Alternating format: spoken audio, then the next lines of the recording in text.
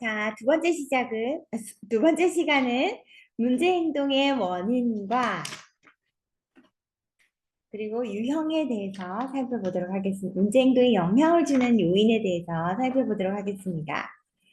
자, 유아가 문제 행동을 보이는 것은 어떤 원인이 있고 몇 가지의 원인이 있을까요? 네. 유아가 문제 행동을 보이는 것은 여러 가지 원인이 복합적으로 여러 가지로 있을 수 있습니다. 그 원인이. 하나의 문제 행동에는 단 하나의 원인이 있는 것이 아니라 몇 가지의 원인이 복합적으로 작용하고 있는데요. 따라서 그 행동의 원인을 파악하는 것은 어떠한 생활지도의 방법을 사용할지 결정하기 위해 필수적입니다. 여러 학자가 이와의 문제 행동의 기본적인 이유에 대해서 설명을 하는데요. 다음과 같은 내용들이 있습니다. 어떤 규칙이 있는지, 그리고 그것을 어떻게 따라야 하는지 잘 모른다. 그리고 자신의 행동이 부적절하다라는 것은 알고 있지만 그 대신에 어떻게 행동할지를 모른다. 유아가 그 행동을 실제로 따를 수 없다. 충동적인 행동을 통제하기 어렵다. 어떻게 해야 성인의 인정을 받는지에 대해서 잘못 알고 있다. 유아 주변의 중요한 성인이나 형제, 또래가 교사의 인정하는 것과 반대되는 행동을 지지한다. 유아가 규칙을 부당하다고 생각한다. 수용되지 않는 행동을 해도 성인이 관가했고, 그래서 규칙을 따르건 따르지 않건 별 차이가 없다고 생각하게 되었다. 사회적 상황의 실제적인 단계와 부모나 교사가 이 경계를 계속 유지할 것인지를 시험해 보고 싶다라고 하는 것이 다루기 힘든 행동을 하게 되는 그 유아의 상황과 이유라고 연구 결과에서 나왔습니다. 자, 그래서 밀라는 문제 행동의 원인을 성인의 부적절한 기대일 수도 있고 또 유아가 성인의 기대를 잘못 이해한 경우 그리고 자기 통제력이 부족한 경우, 지루하거나, 피로하거나, 불편하거나, 인정에 대한 욕구, 낙담, 좌절과 반항이라고 하는 원인을 찾고 있습니다. 자, 문제 행동이 나타나는 이유와 원인을 찾고자 교사와 성인은 노력을 해야 되는데요. 어떻게 보완해주면 좋을지 관찰이나 질문을 통해서도 찾고 있습니다. 자, 표를 보시면 효과적인 행동 지도를 위해서 이와의 문제 행동의 원인에 대해서 생각해보는 시간을 가지도록 하겠습니다. 한번 볼까요? 1. 환경이 유아의 요구를 충족시켜주고 있는가? 충분히 움직일 수 있는가? 충분한 개인적 공간이 있는가? 충분한 공간이 있는가? 충분한 자료가 있는가? 다음, 프로그램이 유아의 요구를 충족시키고 있는가? 적절한 도전이 되는지, 개인적 흥미를 유발하는 것인지, 의미 있는 내용인지, 그리고 행동 기대가 유아의 연령에 적합한가? 발달적으로 적합한지, 문화적으로 적합한지, 기질적으로 적합한지, 충족되지 못한 신체적 욕구가 있을까? 배가 고픈가? 피곤한가? 충족되지 못한 정서적 욕구가 있는가? 우정, 신뢰, 자존감, 개인적 힘, 관심, 갖추고 있지 못한 사회적 기술이 있는가? 조망 수용 능력은 어떠한가? 놀이에 참여하는 기술은 어떠한가? 의사소통 기술에 도움이 필요한가? 나 전달법, 협상, 유아의 행동이 부적절한 역할 모델의 결과인가? 미디어의 영향을 받은 행동인지, 어른의 영향인지, 또래의 영향인지, 어떤 행동이 왜 중요한지 이해하고 있는가? 결과에 따른 경험이 없는가? 자신의 욕구를 충족시키는 부적절한 방법을 배웠는가? 부적절한 행동을 하고 관심을 받은 경험이 있는가? 이렇게 다음과 같은 요소를 찾아봄으로써 문제가 되는 행동의 원인을 찾아볼 수 있습니다.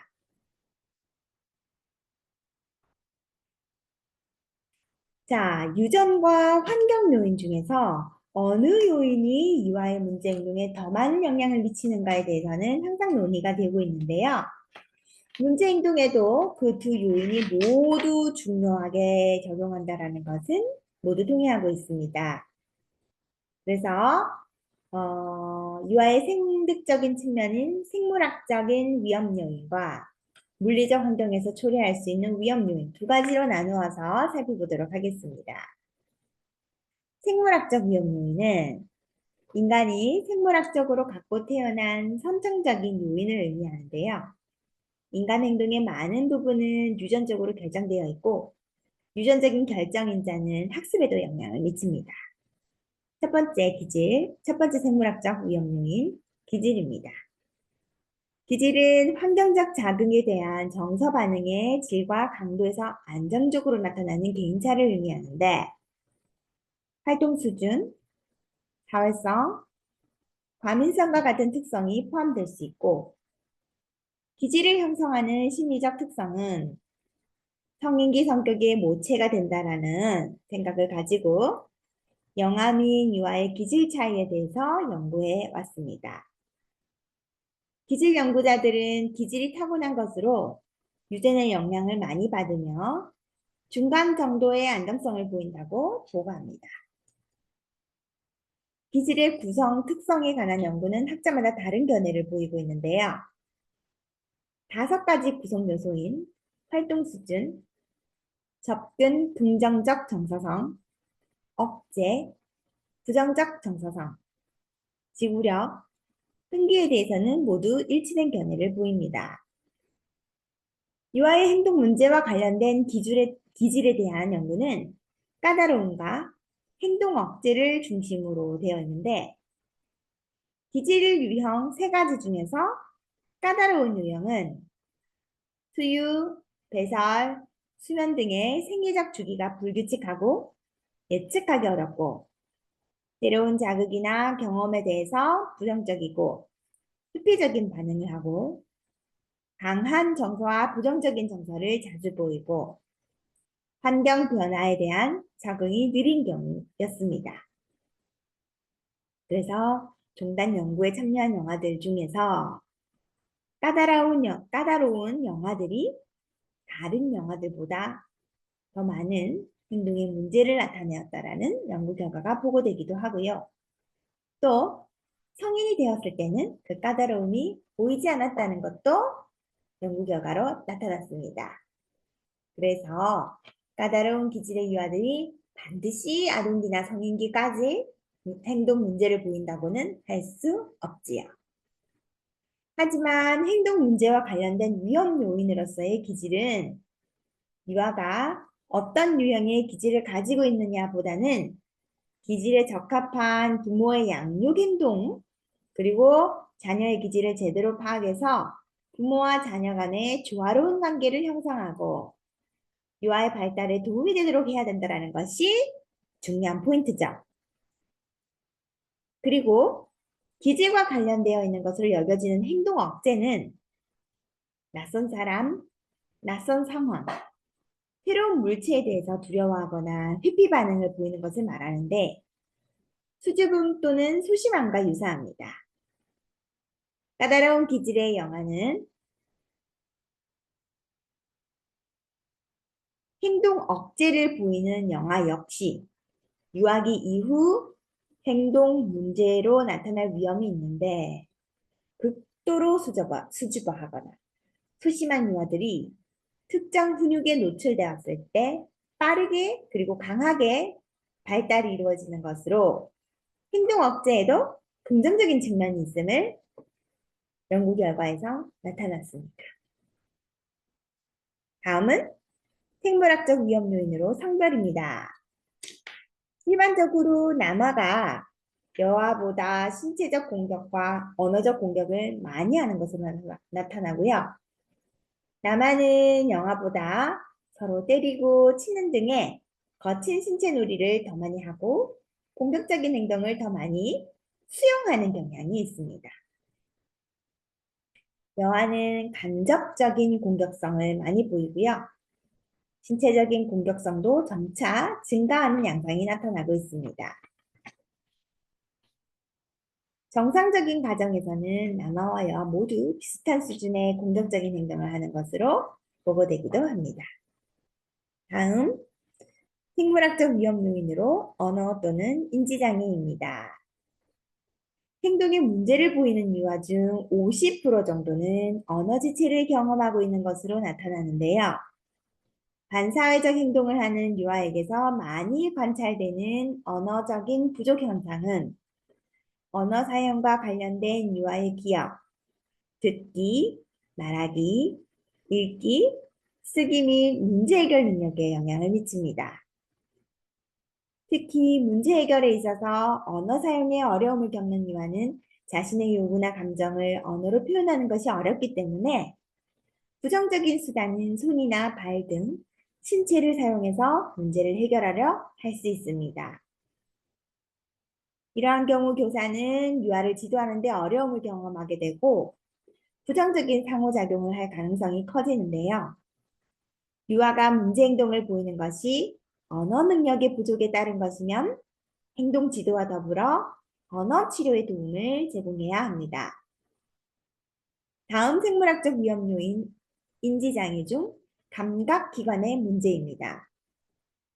감각기관의 손상은 유아가 외부의 정보를 구별하는 능력에 영향을 주기 때문에 운동신경의 협응력이 부족하다든지 자극에 대한 과민성, 주의 산만, 과잉 행동 등과 같은 어려움으로 행동이 나타날 수 있는데요. 어떤 유아들은 감각기관의 손상으로 외부의 감각적인 자극을 잘 느끼지 못하는 반면 또 어떤 다른 유아들은 자극에 매우 예민해서 특정 자극에 강한 선호를 보이기도 해서 과잉 자극 체계를 가지고 있는 것으로 볼 수 있습니다. 이렇게 되면 다른 사람들과의 관계에서 긍정적인 반응을 이끌어내기 어렵고 때로는 유아가 좌절감을 느끼게 되어서 분노를 표현하는 결과를 가져올 수 있습니다. 다음 생물학적 위험 요인으로 주의력 결핍 과잉 행동 장애입니다. 주의가 매우 산만해서 잠시도 가만히 있지 못하는 행동과 매우 흥분하여 행동의 정도가 과한 상태 모두가 관찰될 때 사용되는 용어인데요. ADHD는 일반적인 유아가 보이는 충동적이고 산만한 행동이 아니라 그 정도가 평균 이상일 경우에서 진단을 받게 되는데 실수로 이러한 행동을 하거나 정서적으로 문제가 있어서 나타나는 것이 아니라 전두엽의 이상으로 인해 자신의 행동을 조절하지 못하는 병 또는 장애로 이해해야 합니다. 유전자를 분석해서 노르에피네프린이라는 신경 전달 물질을 담당하는 유전자에 이상이 있다는 사실을 밝혀내기도 했습니다. 행동 문제를 보이는 유아는 종종 ADHD 진단을 받기도 하는데요. 많은 교사가 통제가 어렵고 주의가 산만해서 과잉 행동이나 주의력 결핍 장애로 판단을 내리고 특수한 치료를 받도록 하는 경우가 증가하고 있는데요. 정상적인 발달 과정에서는 어느 정도 부주의한 행동과 과잉 행동을 보이기도 합니다. 그러나 유아의 발달을 정확하게 인식하지 못하는 교사나 성인들을 상대적으로 짧은 유아의 주의 집중 시간을 문제라고 생각해서 ADHD로 진단 내리지는 않아야겠지요.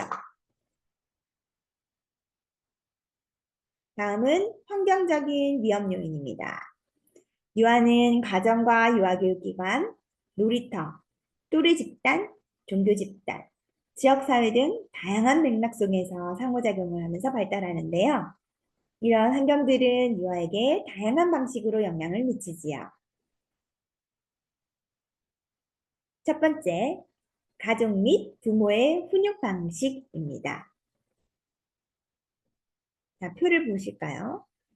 가족은 유아의 신체적 욕구를 충족해주고 유아를 양육하고 사회화하는 일차적인 책임을 지는데 부모는 유아의 사회화 과정에서 가장 중요한 역할을 하며 부모의 양육 행동이나 훈육 방식은 유아의 발달에 많은 영향을 미칩니다.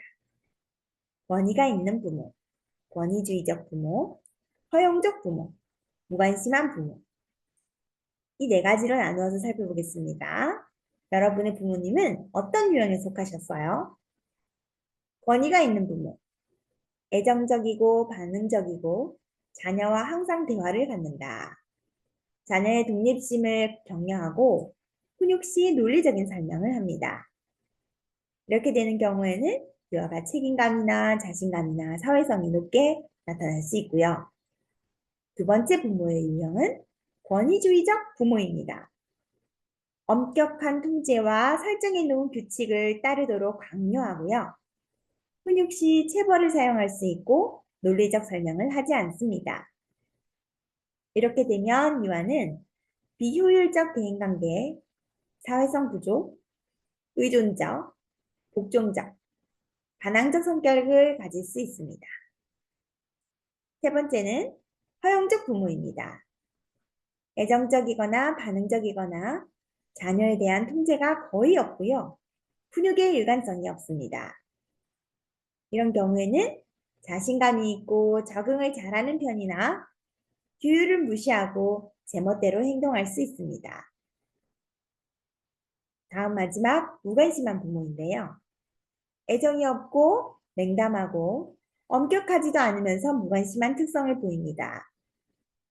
이러한 경우에는 독립심이 없고 자기 통제력이 부족하고 문제 행동을 많이 보이는 유아의 사회적 행동을 보이기도 합니다.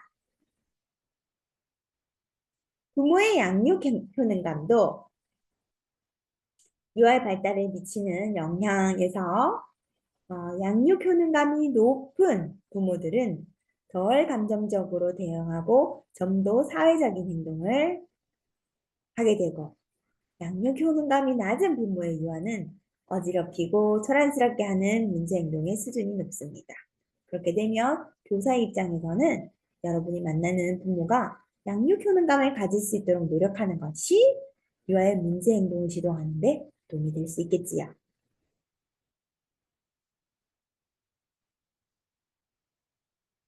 다음은 빈곤입니다. 사회 경제적으로 취약한 환경에서 비롯되는 위험 요소들을 경험하게 되는데요. 경제적으로 열악한 저소득 가정과 한부모 가정의 유아들은 일반 가정의 유아들에 비해서 건강 문제, 행동 문제, 학업 성취도에 이르기까지 상대적으로 많은 문제를 보이지요. 보이기 하지만 또 모두 다 또 그렇지는 않습니다, 여러분. 내재적인 문제 행동에 비해서 외향적인 문제 행동을 더 많이 보이고 유아기 동안 높은 수준의 문제 행동을 보이고 학령기와 청소년기까지 지속되는 것이 문제점으로 지적되기도 합니다. 빈곤은 사회적 적응 능력이 낮고 대인관계 형성 능력이 부족하며 부모와의 상호작용에서도 강압적인 훈육과 애정 결핍으로 인해 심리정서적 어려움을 겪고 있습니다. 여기서 말하는 그 빈곤 수준은 어떤 그 의식주가 해결되지 못하는 자립이 되지 않는 가정을 말합니다. 모든 저소득 가정의 유아들이 이러한 문제들을 보이는 것이 아니며 유사한 환경 속에서도 개인차가 존재합니다. 다음은 폭력적인 미디어입니다. 일반적으로 유아들은 첫 돌 이전부터 이미 TV를 접하고 스마트폰을 접하고 그리고 패드를 접합니다. 또한 저소득층 유아들이 다른 계층의 유아들에 비해서 더 많은 TV를 보는 것으로 나타났는데요. 유아가 TV를 통해서 2,000개 이상의 폭력과 사고를 목격하고 또 그 중에 500개의 시상을 기억한다라는 것. 그래서 TV에서 난폭하게 하는 행동들은 그 등장인물을 관찰함으로써 난폭해지거나 공격적이 될 수 있으므로 관찰을 통해서 학습이 이루어진다고 설명하는 관찰학습 이론을 뒷받침해 줍니다. 또한 TV 시청은 유아의 주의력과 행동 문제 및 충동적인 행동과 관련이 있는데요. 유아가 하루에 TV를 시청하는 시간이 증가할수록 스마트폰을 활용하는 시간이 증가할수록 유아의 주의력과 관련된 문제가 10% 증가된다는 연구 결과가 있습니다. 스마트폰이나 폭력적인 미디어와 관련되어 있는 유아의 문제 행동은 주로 공격성과 관련되어 있는데요. TV에 나온 행위를 모방하지는 않지만 성장함에 따라서 관찰학습이 증가되어서 그 폭력적 내용이 유아의 공격성을 유발한다는 것입니다. 그래서 이러한 환경적인 위험 요인도 교사가 잘 고려해서 문제 행동을 조절하거나 또 예방할 수 있어야 되겠지요. 자, 그렇다면 이번 시간에 다루었던 문제 행동에 영향을 주는 요인을 다시 살펴보도록 하겠습니다.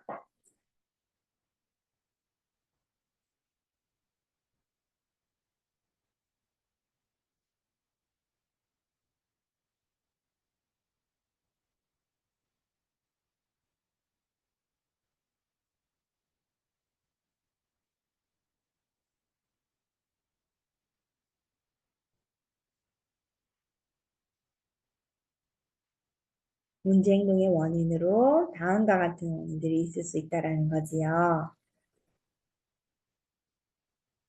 혹시 수업을 내가 너무 지루하게는 하지 않았는지 살펴볼 수 있겠습니다. 음.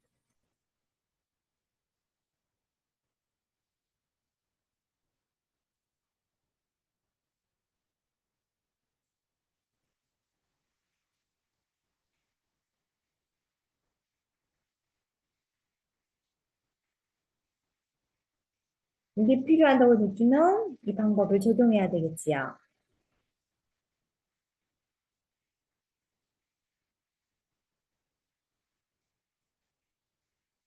그리고 생물학적 위험 요인으로 기질, 성별, 언어 또는 인지장애, 주의력 결핍, 과잉 행동장애.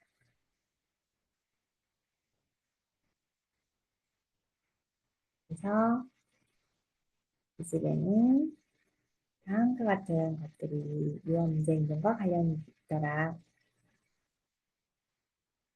그리고 성별에는 아마가 여아보다 신체적 공격을 가능하더라. 언어적 공격도 그렇고요.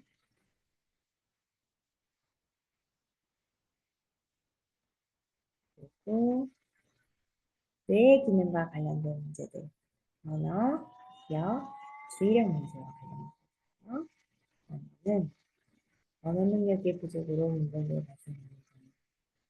그리고 행동 문제는 50% 정도는 언어 지적을 경험을 하고 있다.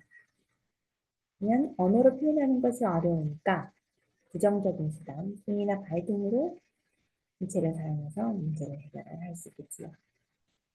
그리고 또 감각기관에 문제가 있을 수도 있다.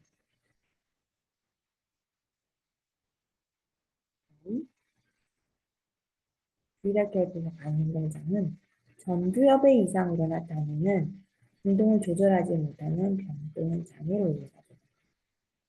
노르에피네프린이라는 신경절단 물질을 담당하는 유전자에 이상이 있는 경우 발생하지.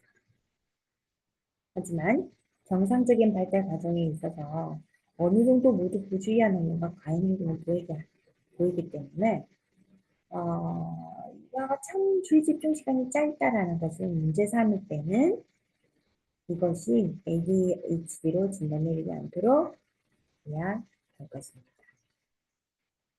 행동적 위험률은 가정의 부모의 협력하고 있습니다. 이건 협력적인 문제야. 그래서 표현감도 있었고 단위가 있는 범주의적, 다양적 이런 부모의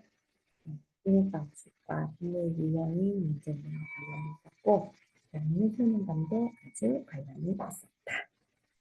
여기까지 살펴보았습니다. 다음 시간에 만나겠습니다.